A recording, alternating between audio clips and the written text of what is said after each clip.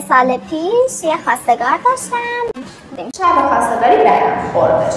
به هم خورد و همچنان طرف اصلا منو از خودش مثلا رونده بود، میگفت نمیخوامت برو فقط. بعد که با آوا جون صحبت کردم، هر کاری میکنم نمیشه. بعد آوا گفتش که بیام پاکسازی کنم.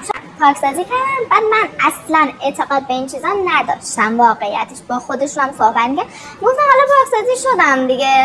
گذشت رابطه من طرف برگشت. الهی یک طوری برگشت که الان اون همش به من میگه صبر کنی ها، صبر کن دارم اینجا رو درست میکنم. آره و من خیلی ریلکس شدم الان. از لحاظ مالی درآمدم میشد 10 تومن 15 تومن. الان خدا رو شکر درآمدم بالایش از 70 تومنه. دنبال ماشین خریدم بودم.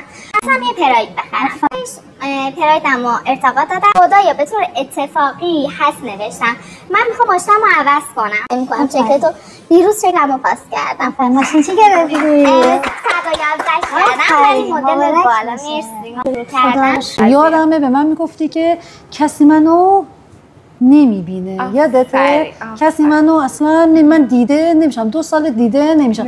دقیقاً بهش گفتم از چه ناحیه ضربه خوردی و چه اتفاقی برات افتاد. و این مشکلش بعد پاکسازی میگفت همه دارن به من پیام میدن.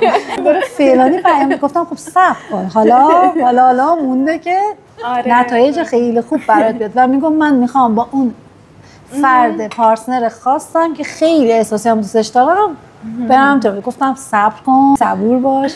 کارمون پاکسازی میگفتم چه درمانیه واقعا به مرور هی مراحل به مرحله من که تازه من که اصلا اعتقاد نداشتم، بعد فقط نتایج رو دیدم.